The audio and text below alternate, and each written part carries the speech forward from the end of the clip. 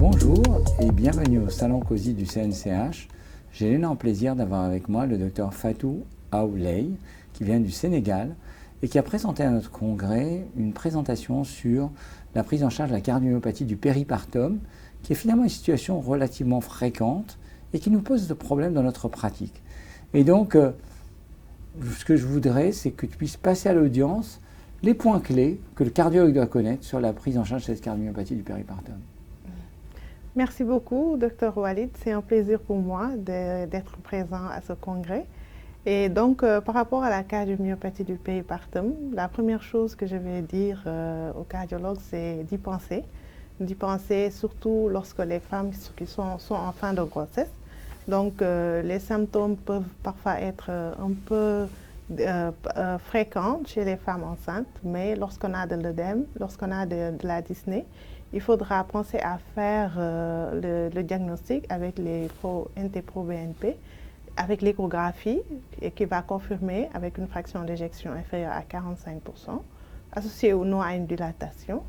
Et donc, il faudra éliminer également une autre cause de cardiomyopathie, une autre cause de dysfonction du ventricule gauche. Et donc, le diagnostic posé, il faudra essayer de prendre en charge rapidement ces patientes-là, parce que souvent, il y a un petit retard diagnostique du fait de la méconnaissance de cette pathologie. Et donc, lorsqu'on a fait le diagnostic, il faut initier le traitement.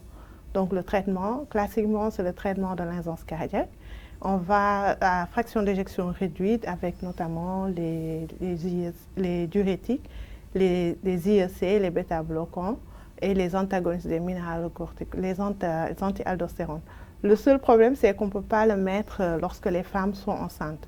Donc, pour les femmes enceintes, il faudra mettre juste les diurétiques et potentiellement les bêta-bloquants. Et lorsque les femmes accouchent, là, il faudra mettre tout le traitement classique de l'insuffisance cardiaque à FEVG réduite, donc dont je viens de parler tout à l'heure, en retenant quand même que les SGLT2 ainsi que l'Entresto ne sont pas indiqués lorsque les femmes allaitent. Donc, on parlera également de la bromocriptine dans cette situation qui peut être efficace, mais manque encore de validation scientifique.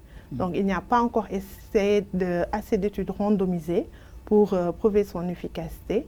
Et c'est pour cela que, pour le moment, il est encore préconisé par les sociétés savantes, mais pas encore en grade fort, pas encore en grade 1. On sait quel est le mécanisme?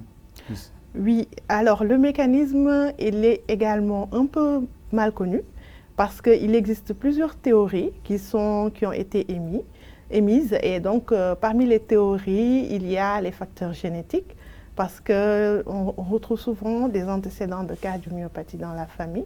Il existe également des facteurs de risque tels que l'infection, tels que les désordres hypertensifs. Mais la théorie la plus en vogue actuellement qui est retenue, c'est la théorie hormonale, donc qui est basée sur la prolactine.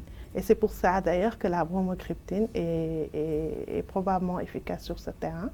Donc, il y a une transformation de cette prolactine en une peptide qui va entraîner une dysfonction des cardiomyocytes et sera responsable de l'altération de la fraction d'éjection. J'avais retenu que la majorité des personnes se normalisent après l'accouchement. Est-ce que c'est vrai? Oui, effectivement. Beaucoup de patientes vont se normaliser. De l'ordre de 50 à 80% vont se normaliser dans les 6 mois, voire les 2 ans.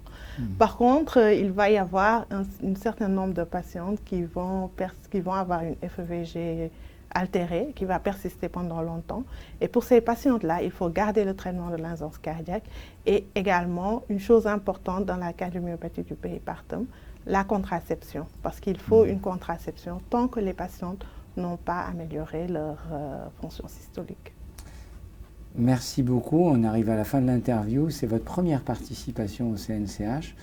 Je voudrais que vous nous disiez qu'est-ce que vous avez trouvé de positif et que vous allez dire à vos collègues pour qu'ils puissent venir au congrès l'année prochaine.